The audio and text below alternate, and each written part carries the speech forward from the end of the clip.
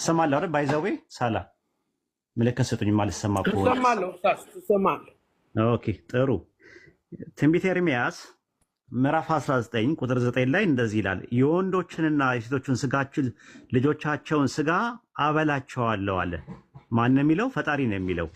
የወንዶችና የሴቶች ልጆቻቸውን ስጋ አበላቸዋለሁ፣ ሁሉም በጠላቶቻቸው ላይ ነፍሳቸውን የሚሹት በሚያስጨንቁት ጭንቀት መከበብ የባልንጀሮቻቸውን ስጋ ይበላሉ አለ።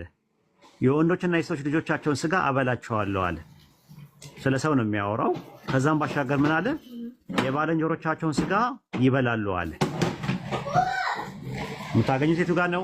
ትንቢተ ኤርምያስ ምዕራፍ 19 ቁጥር 9 ላይ። እኛ ጥያቄያችን ምንድነው? ፈጣሪ እንዴት ነው የወንዶችና የሴቶችን ልጆቻቸውን ስጋዎቻቸውን የሚያስበላው?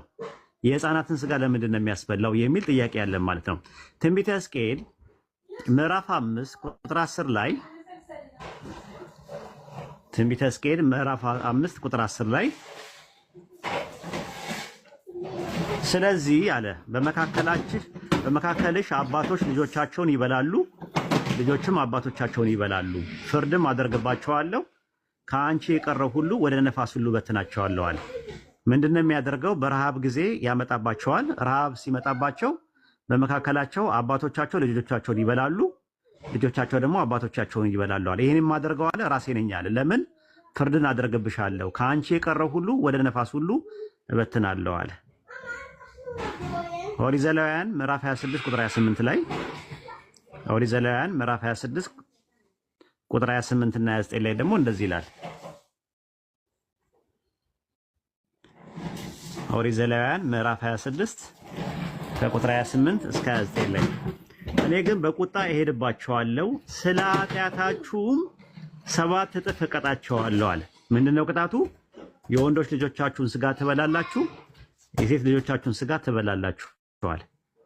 በቃ መቀጣችሁ ምንድነው አለ? እንድትበሉ በማድረግ ነው አለ። መብላታቸው በራሱ ሐራም አይደለም ለነሱ። ለምን? እሱ የቀጣቸው ቅጣት ነው ራሱ። ለምን በላችሁ ብሎ አይቀጣቸውም። እንዲበሉ ያደረጋቸው ማን ነው? ራሱ ነው። ቅድም እንዳየ ነው። ኦሪት ዘዳግም ምዕራፍ 28 ቁጥር 53 ላይ ኦሪት ዘዳግም ምዕራፍ 28 ኦሪት ዘዳግም ምዕራፍ 28 ከቁጥር 53 እስከ 57 ነው የምናየው። 53 ላይ ምን ይላል?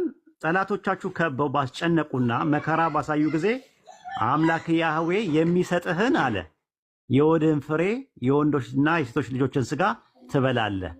ሐላል ነው የተደረገው። ተመልከቱ፣ ትበላለህ ምንን?